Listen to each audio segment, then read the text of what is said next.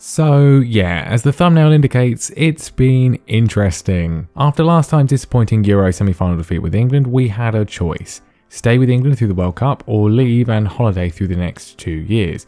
And that was assuming that we didn't get sacked after the World Cup anyway. As tedious as that is, England probably is our best shot at winning the Euros, so I didn't want to just quit. Let's sum up the salient points. The Nations League actually goes well for once. We nearly throw it away as we again lose to Serbia, but a late rally against the Dutch sees us secure progression to the semi-finals for only the second time in our 20-year career. The Senegal and Nigeria jobs then become available after DR Congo win the African Cup of Nations, but as said, it makes the most sense to switch teams after the World Cup to eliminate the risk of being sacked there. Besides, we could actually win the Nations League. We have Belgium in the semi-finals and it's an absolute epic. We take the lead twice and twice they equalise before in the absolute final seconds of extra time, Umera whips a free kick in for that man Chris Rice to snatch the win. In the final we have France and we body them with some clinical finishing to run out 3-1 winners and finally claim the Nations League title. It's not on the list, but it's been a real bugbear for me that we actually do manage to tick this one off. World Cup qualification was trickier than normal with Croatia and Poland in the group, but we made it. It feels weird to just breeze over the World Cup, but that's the benefit of having won it, and as said, the main focus of every episode from here on out will be a trophy that we still need to win, even if a video covers 4 years. It's the burden I bear. Stalwarts like Chris Rice and Sheldon Edwards are now gone, so it's up to the new generation to see us through. And to be honest, they're not that great. An early exit could be on the cards. The group is relatively straightforward, and then we get Romania in the second round. And yep, what was I just saying? I have no idea what happened. 4.49 XG, and we lose it on penalties.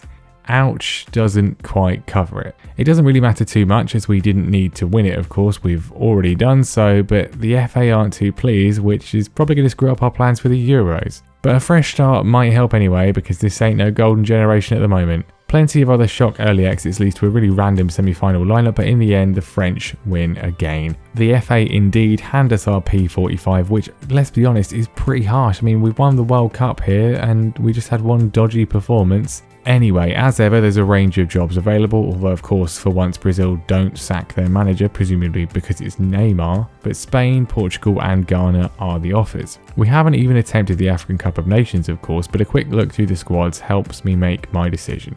You expected Euros action today and you will get Euros action, just with Spain instead. I feel we've turned this job down at least 3 times, so it's only fitting we go there at some point. And they've got some pretty spicy looking players too. We kick off with a Nations League campaign which just goes typically frustratingly. We beat France, but then we can't beat Iceland. Oh well. And then to Euros qualifying, which was also a bit of a struggle as we lose home and away to Holland, but as we win the rest of the games, we progress as a second place team. And so we can finally start the main event, the European Championships once again. I mean, find me another FM YouTube series where we cover 2 nations and 4 years worth of time in one episode. Although that is probably for a reason. So, with all that said and done, let's give a proper rundown of our key players here at Spain. Honestly, my initial impressions have given way to a bit, well, meh. We're going to need some luck if we want to win this competition. Blanco is decent in goal, the fullbacks aren't particularly good. Danny and Mbop are okay but aging in defence. Dieng, Rojo and Ignacio are a tidy midfield though. The wingers all look great but have struggled to perform so far, especially Pachon and Mark, as have the strikers really, but Corrales has just bagged 30 goals in La Liga, so should be ready. And so, our group for this Euro 2044 campaign is pretty tough, and the Spanish FA expect the final, so this can only go well. Denmark are up first, probably the easiest game of the group, but there's something about this team that's just always felt, well, off. And this is in full effect here. From the first minute to the last, we are absolutely irredeemably awful. It's definitively the worst performance of the whole save from any team we've managed. Denmark dominate and grab a deserved first goal from a great move from Mentosano. We have a few half chances but deserve what we get. Nothing. Oh, and Ignacio gets injured as well. Holland are next and, well, somehow this was even worse. There's not many highlights, but the ones that there are involve Tipurek giving Holland a 2-0 lead. Azi Puala pulls a goal back late on, but it's another defeat. Awful. We might just scrape the knockouts if we can beat Turkey, but is there even any point? We've had 2 major tournaments in this episode in a row, where we've done absolutely disastrously.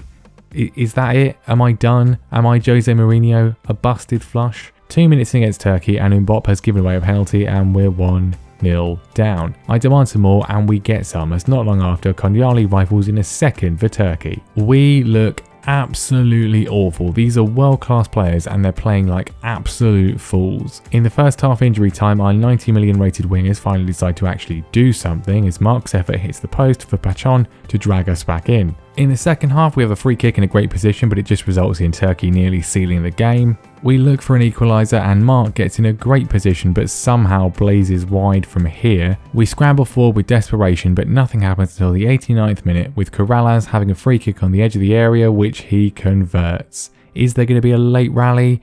Nope. We've drawn and we are out, and deservedly so. Not even going to wait around for the inevitable. I'm resigning. What a complete write-off. Croatia end up winning the whole thing. There's plenty of jobs available, but ultimately we'd have to survive a World Cup campaign, which I'm not sure I have the energy for, and which could all obviously go extremely wrong, as we've already found to our cost in this episode. I mean, we could go back to Brazil, France, England or Italy if they actually want us, but I honestly think we should just take a 2-year holiday. Take a job after the World Cup, try to win the tournament we need, and then quit and repeat until we can. Taking 2 years out of the game does seem like it could engender a big reputational hit, and Italy and France do offer us tempting returns, but I think I'm going to do it. If the game allowed you to talk to the FA to persuade them to give you another chance like you can do at club level, then I wouldn't mind going to a World Cup, but that isn't a feature. Despite all we did with England, they sacked us based on one horrendously unlucky World Cup performance. I see no sense risking that with a team when all we need to win with them is the Euros or Copa America. So eventually, after what seems like centuries, I make it to the end of World Cup 2046. Our old side beat our old side to win. There's a variety of jobs as ever and a variety of job offers, most bafflingly Spain, who seem to have forgotten what happened just a few minutes ago. But frankly, the choice is clear. There's one continent we've never managed in, and it's well past time we did. Ivory Coast, Nigeria and Cameroon all offer us the role. And I think it's the latter I'll be hoping we can lead to African Cup of Nations glory next time.